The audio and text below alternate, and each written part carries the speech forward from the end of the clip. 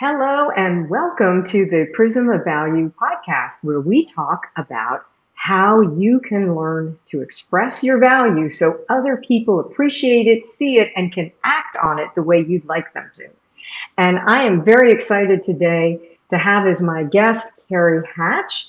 She is a communicator extraordinaire and has been in the advertising and marketing field for more than 30 years. And has owned her own agency that has just had some big changes, which we're going to talk about in a little bit. She has had an incredible client list that has included everybody from National Geographic to Fannie Mae to the International Spy Museum and many, many other corporate and nonprofit organizations that have really shaped our region and the world. And just a little bit more, she's been recognized as a Power 100 by the Washington Business Journal for the last 4 years. And she is chairman of the Mid-Atlantic Board of Governors for the American Association of Advertising Agencies, the 4As. And I've known Cary through a lot of her nonprofit work. We're both part of Leadership Greater Washington, and also with the Washington Housing Conservancy that is preserving affordable housing for essential workers. So Cary, welcome. So glad you're here. Delighted to be here. So let's begin by talking a little bit about your company. You are managing partner of Hart MDB Plus. So tell us a little bit about that and what you do in your day job. So I'm hopelessly in love with what I do. So I consider it a privilege to be able to say that because work for me is actually fun. Yes, Liz, I am the managing director of Hart MDB here in Washington, D.C. We are a full service advertising and marketing communications firm. We elevate the profile and stature of brands, organizations, and entities that matter. Including some of our nonprofit friends that you and I have worked on together. But we have 3 offices, headquartered in Ohio, and again, I am part of the DC office. And as you alluded to, recently I've gone through some changes. I had the opportunity to sell my company after 40 years, hence the name Hart MDB.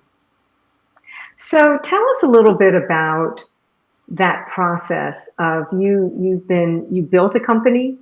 You run that company, you were the person making all the decisions in that company. And what has that been like? Because I think a lot of people with the pandemic have experienced a variety of different changes in their roles, in their outlook on work and the role that work plays. So I'm just curious what led up to it, and then what has the process been like in bringing your firm into in partnership with another? Yeah, it's been quite a journey for everybody, right? I'm no exception to that rule for sure. I think learning to do things differently, accepting things as they are, and even having that internal discussion with yourself, that head and heart discussion about, do I really enjoy being 100% distributed? And how do we recruit, and how do we onboard talent, and how do we maintain a culture? And how do we still, as an organization, deliver the kinds of advertising programs that mean growth for the brands that we represent? So we'll unpack a little bit of that. I was so fortunate early on. I joined this firm when I was 24 years old as an employee. I'm not even sure if I told you that. So I bought the firm at the age of 30 because at 30 we know everything we need to know about running a company, and including things like payroll tax. But sometimes I often say I have a company to support my habit because I truly do love what I do. Not so much always loving running a business, and I think a lot of your listeners would probably agree with that. But I did find myself in a situation where I could buy the firm. I borrowed $10,000 from my parents and bought the agency in 1987. One of the first things I did is, because I was a creative person, which is another kind of strike too, right, about running a business, And one of the first things I did was join the 4A's, the American Association of Advertising Agencies. And to bring that full circle, not only did I learn more about how to run a business better, but how to recruit. What are the financial metrics you need to know about to run a company? How do you elevate the profile and stature of your own company? And as part of that, one of the folks that I met, and I've met many, many talented agency owners and just advertising professionals in general. I met a gentleman by the name of Mike Hart 20 years ago. And to your question about how did the acquisition occur, we had been pursued by a number of suitors, even before the pandemic. I mean, as much as probably 5 years before. But right before the pandemic, there was a suitor that was keenly interested in acquiring the firm, which was an interesting conversation in and of itself, because because I love what I do. It's hard to have objectivity to say what is the right thing for our people, our clients, and the business, not necessarily what's brilliant for Cary Hatch.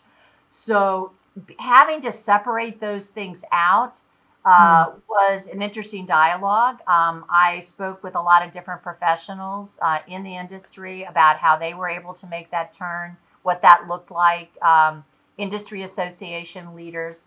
But ultimately, the suitor that I was talking to throughout the pandemic did not go forward. And I contacted the 4A's. I said, I wanted you to know that this isn't going to advance.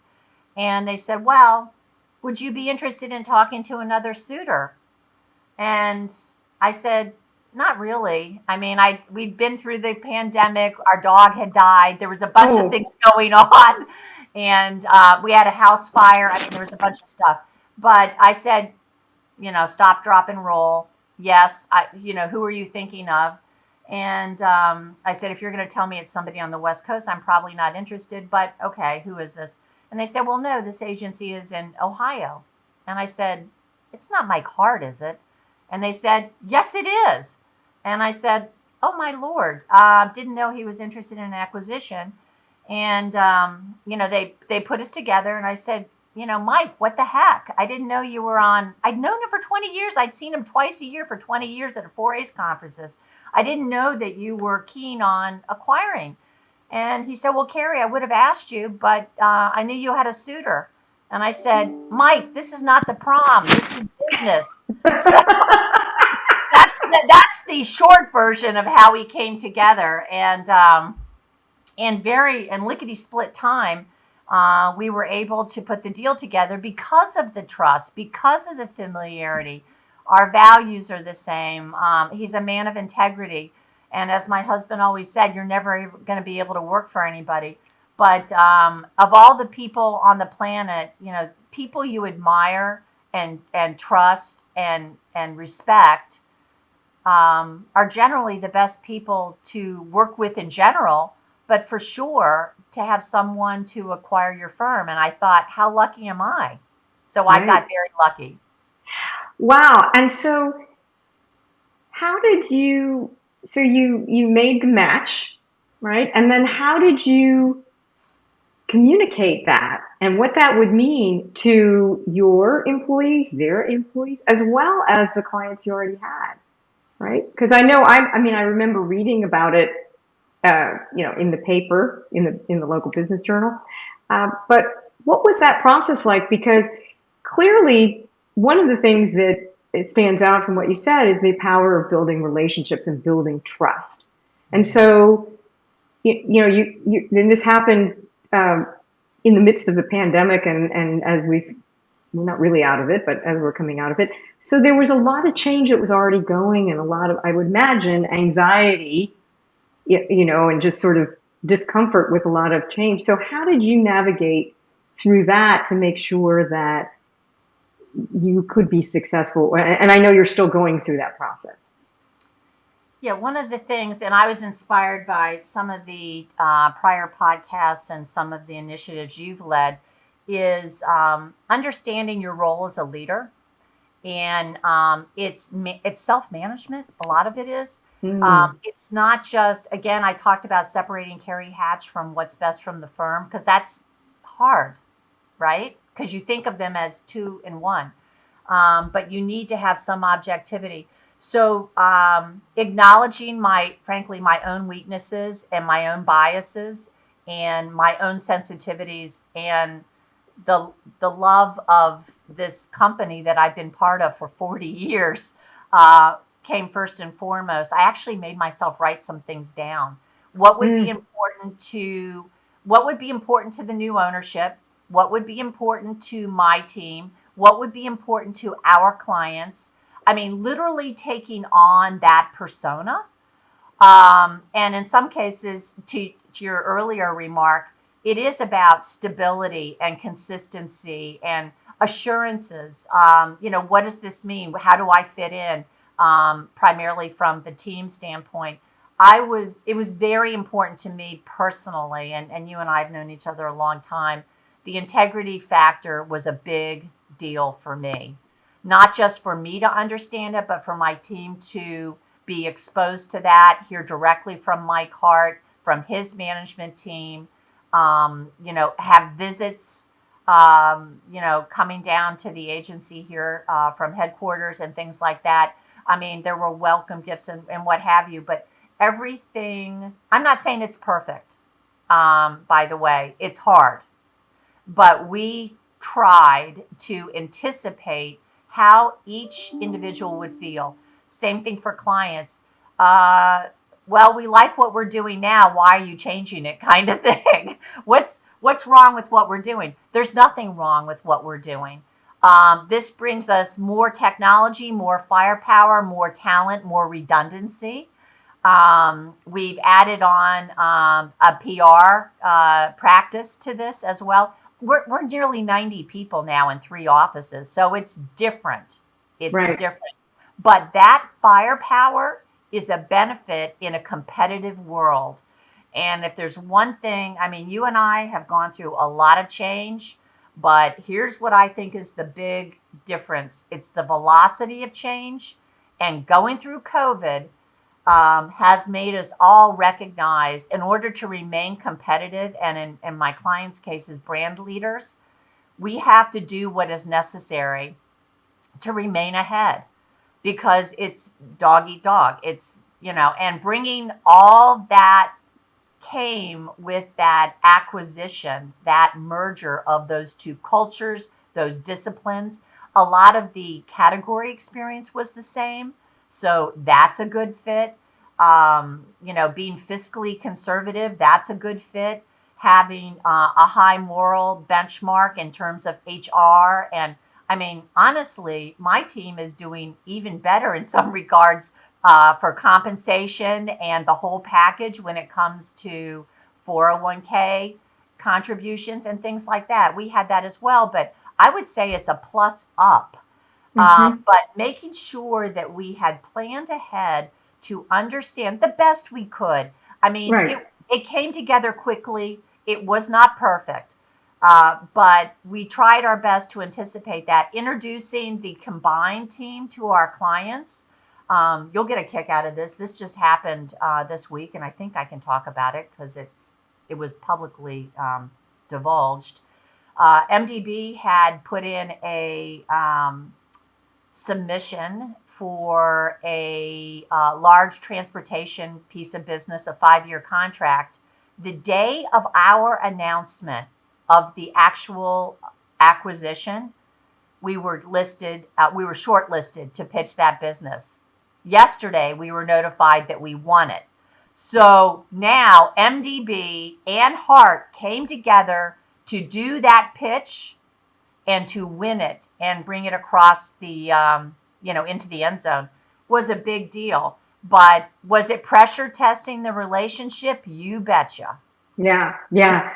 So, but so that whole notion of what we talk about a lot here is seeing things through a prism of value. In other words, what's how is this going to enhance the various people you're talking to, and what pain are you going to take away, or frustration, or barrier? And so by applying that it sounds like you did that throughout the process, and to be able to frame the merger and the coming together, and in the terms of how it would benefit or various audiences and what frustrations it might take away and what capabilities it would add. And I would imagine, our industries, like everybody else, has seen such a shift in how we communicate.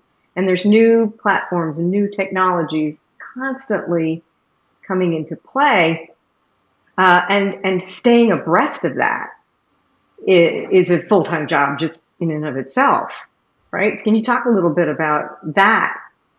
Yeah, I mean, regardless of the acquisition, I always say that I think each of us deserves one of those little trophies because we have now become official tech guys. Everyone knows 8 different platforms because you have to be fluent in order just to participate and to succeed. I mean, there's nothing quite like being tested in a pitch online where you have 8 different people that have speaking parts, by the way. So, I mean, staying on top of that. But here's what I will say to that, Liz. One of the things that I felt was important, it was important to me, and I believed it was important to our team and our clients. Personal notes, people who would take a meeting with me in person. I did go on site throughout COVID for those who were open to that. Don't get me wrong. Right. But so being flexible and accommodating to that, and also, you know me, I have a bias towards people. That's where I get my superpower and my energy from. And so anything I could do to remain in touch, even sending funny stuff. Like everybody saw those socks that says, if you're seeing this, bring me a glass of wine kind of thing. I mean, I was sending out crazy stuff. I was sending out miniatures of Tito's to my team. I mean, we were doing all kinds of crazy stuff. I mean, people were doing, obviously, trivia nights and what have you, but we were doing it with clients as well. And anything to keep that personal touch going and for me to keep my sanity going. Mm-hmm. I've always said, and I probably have shared with you, I need 3 things to be happy: a place to go, people to work with, and something to contribute to. Mm-hmm. And when you think about when COVID hit, a place to go, I didn't have anything. I was back in my home. People to work with took on kind of a different flavor, right? So you only get a point 0.5 out of 1 on that. And something to contribute to. We still felt mission oriented to help our clients, but that's only 1.5 out of 3 things. So I have shared that, being optimistic during COVID and this big shift has been a full-time job. Yeah. Being positive with yourself and exercising, doing all the right things, being positive for your team because hey, being authentic is key, but if you're not positive, you really can't expect them to be. Right. And that comes across to your clients. So looking at the glass as being half full was quite an exercise, but I think a necessary one. What do you think? And you've touched on a lot of things, but what do you think? If people who are listening to this, what's a piece of advice, as we're learning to live with the pandemic? I don't want to say we're coming out of it because it's going to be with us for a long time. We're just in a different place with it. But what piece of advice would you give to people as they're thinking through their next steps and running their organizations, thinking about how they grow? What are some things that you would encourage people to? How might they think about these things, or what kind of advice that you've learned from, well, 40 years, but also this most recent experience too? Yeah, it's I'll tell you, it's humbling. But humility is key to success. I also think you have to I mentioned objectivity. I think you need to kiss change on the lips Mm, because you cannot stay in one place, at least in my business, and be competitive. You mm-hmm, constantly have to be evolving. You have that responsibility for your people, your clients, and honestly for yourself. Um, and we need to gate ourselves. Gate, I believe, gate your chapters of your life, and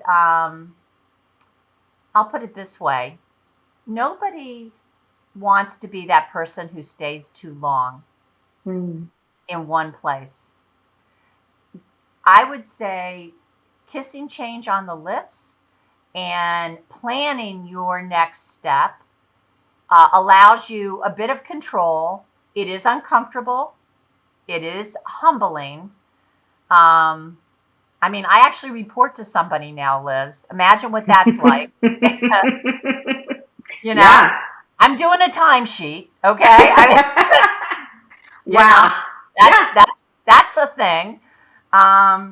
But being part of a larger organization that can bring such firepower to our clients and honestly a professional path for my colleagues gives me great pleasure. Yeah. So and I think that's an important thing as a leader is taking yourself out of it in the sense of it's not about you, but about the bigger thing. And that is so hard for so many people to be able to do and to be able to do that. I also love kissing change on the lips because that is such a great way of describing what we all have to do.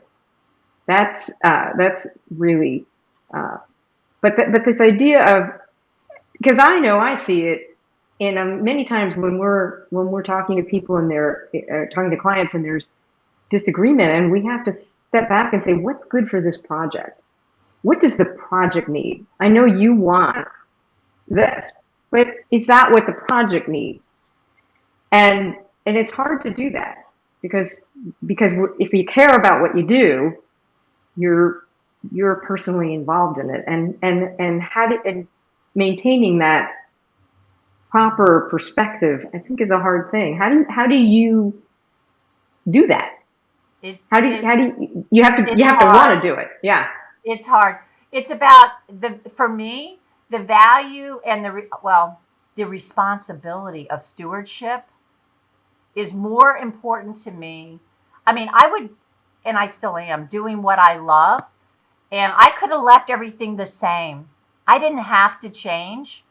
I mean, we had some, ups and downs, Right. but it meant reinvesting in the agency, reinvesting in people. Am I the best person to do that at this point? Or is there somebody better to do that than me? Mm, And recognizing, I mean, that's an option, but recognizing the opportunity that came my way when it came and saying to yourself, yes, it's easier and more familiar and perhaps more comfortable to hang on to where you're at, but is it, to your point, the right thing for our people, our clients, and ultimately me? mm-hmm, But that was the order. It was our mm-hmm, people, our clients, and then me. And I I had this piece of paper in front of me. I'm a visual person. I'm a former art director, so I needed to have the words of what's important. And I put it in front of me. And as I was going through this process, throughout, being with different suitors and what have you, recognizing that this opportunity at this moment with this suitor, with the relationship we had, the timing, COVID was still lingering on, and what is best for all of us, but in that order, um, I knew in my heart was the right thing to do. mm-hmm. That's great. That's great. What what do you see as the challenges for the future and the opportunities? Generally, I'm an optimist, so you're going to hear a bunch of upsides. I'll tell you what's happening in the industry that's challenging. is the KPIs, the ROI, that constant, what have you done for me? The question becomes, if you're investing in advancing your brand, your product, your service, your organization, what are you investing? How are you investing it? Who are you speaking to? How are you connecting with them or not? And what is a reasonable expectation and outcome?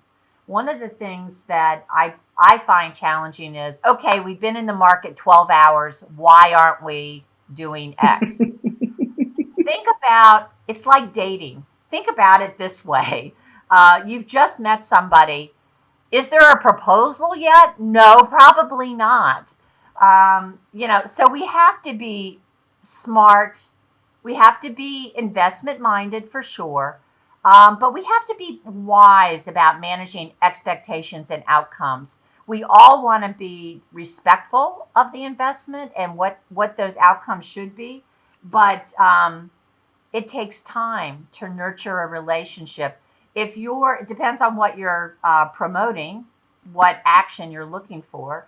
But sometimes that sales cycle is 18 months to 2 years. Sometimes it's 8 weeks. Sometimes it's 8 minutes. But we need to know our category. We need to know how we're investing, what we're investing, do it wisely.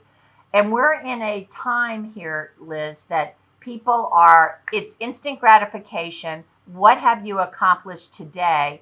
As opposed to, are we moving towards an outcome which is favorable? So, and not to mention the competitive environment we're now in for most brands and products and services.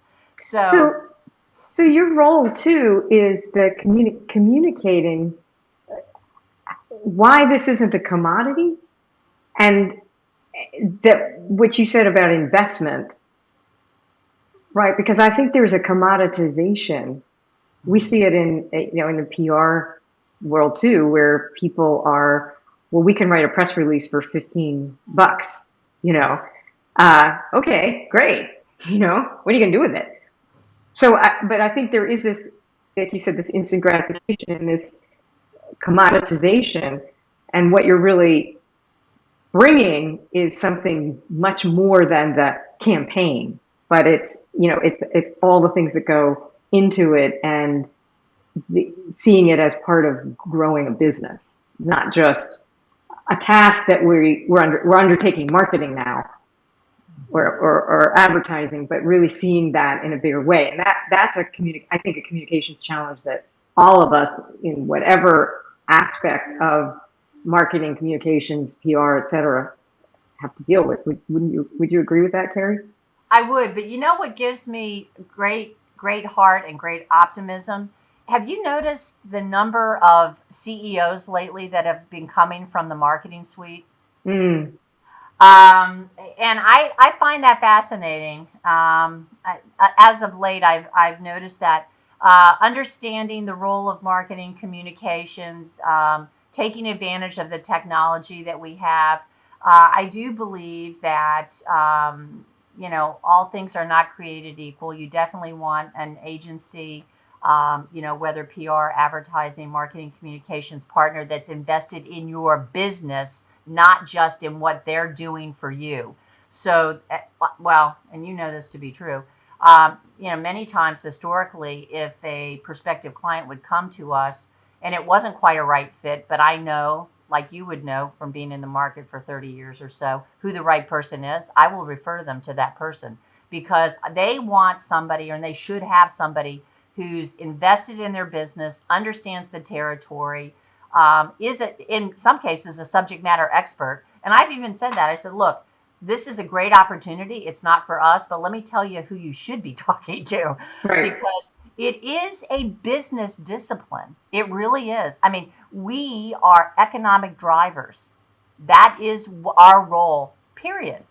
We happen to practice marketing communications as an asset and a way to advance that, but it's a business solution to a specific end. Right. Just like I always say, communication's not a soft skill, it's a hard skill, because it's really, really important. Well, this has been delightful. I could go on and talk to you for hours about all of this. Really appreciate your being a guest on Prism of Value. And any parting words, any last words of advice or thoughts that you want to share? One of the things we had talked about earlier was advice for perhaps people getting into the business. Hmm. And I'll pick up on a theme I mentioned earlier. And what we look for is that eagerness, that initiative, and that humility, I think, are key. But I'll wrap it up by saying this: give yourself permission to start at the beginning. It's not starting at the bottom, it's starting at the beginning. Many times in my career, and perhaps yours, we've interviewed people who say, well, I want to be, an account executive, or I want to be a director of research or media or whatever. But they haven't had the opportunity or the runway to build that skill set. My advice would be give yourself permission to start at the beginning, because all those experiences, every opportunity builds on each other, and you will get there, but start at the beginning. Mm. And you have an exciting new beginning as well, and I wish you great success in that. And keep keep kissing change on the lips, because I love that. We all are. We all are. Yeah. But you know what? It's not optional. No, it's not. Thank you again.